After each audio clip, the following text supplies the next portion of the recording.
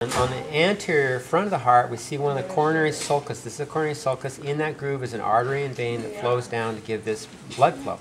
It crosses it diagonally. If you turn the heart over and you have the auricles on the sides like it should be, you'll see a large fatty row across here. This is the sinus in the back. That's the returning blood flow going over to the right atrium. There are several photos in your textbook that are really good to show you the difference. But this is the back. This is the front. Okay? And make sure you got it right before you cut it out. Make sure the auricles are even on both sides. You have a diagonal sulcus here and apex there. Now the only other thing you can see from the outside is the pulmonary trunk here in the front, anterior. Behind that is the aorta. This is the aorta. And sometimes I'll cut off a little, there'll be a branch here. This is the brachiocephalic coming out of here. This is the aorta. This would be another branch. That would be the, probably the left subclavian. Okay. So we got our auricles, and then behind it over here, this is the superior or anterior vena cava. The posterior is right here. It's been cut off too close, though. Sometimes it'll be a little longer to put a probe in it. But anterior and posterior vena cava, that's the blood coming back from the head and torso. All right.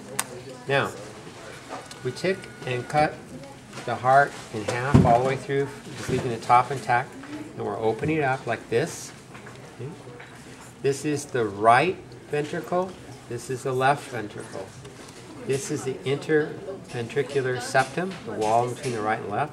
The big difference you see between the two is the right ventricle has a very thin wall, whereas the left ventricle that pumps into the systemic system is very thick. Okay. Now, at the midline, at the top of the ventricles, you will see cusps. The left ventricle has two cusps. It is a bicuspid. This is one cusp. This is the other. Those are the two cusps. And to hold a cusp from going backwards in it, there are cords. These are the chordae tendineae. At the base of the chordae tendineae is a papillary muscle, here and here. They regulate the tension so the valves come up and stay shut. Instead of prolapsing backwards, they could fall down, but when they come up, they stay shut. Okay? So there's two cusps. This is also called the mitral valve. On the right side, we have a tricuspid. There's one cusp.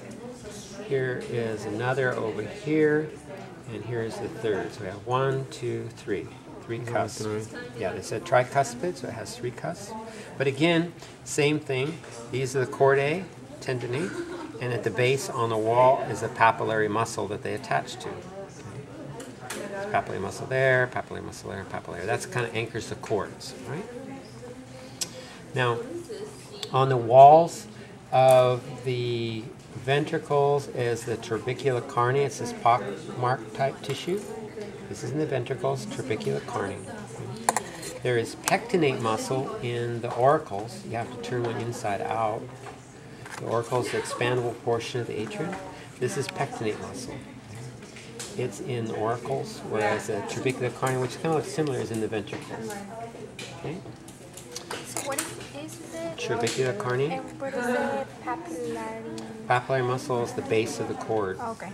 Papillary muscle is what this cord anchors to. Right. Now, in the right ventricle, because it pumps blood into the lungs, you don't want to overpressurize them because they're very thin and fragile. There is a moderator band. It's a thick muscle that goes across the ventricle, and it keeps it from expanding too far and pumping too much blood. It's a moderator band. It will adjust the volume in the heart going to the lungs. Moderator band. Okay. Let's see if there's anything else I can think of. The return blood flow, again, there's an artery and a vein in these sulcuses. That's a sulcus. This is a sulcus. But this is a sinus here. And it starts, the return blood flow, so I can follow that like this way.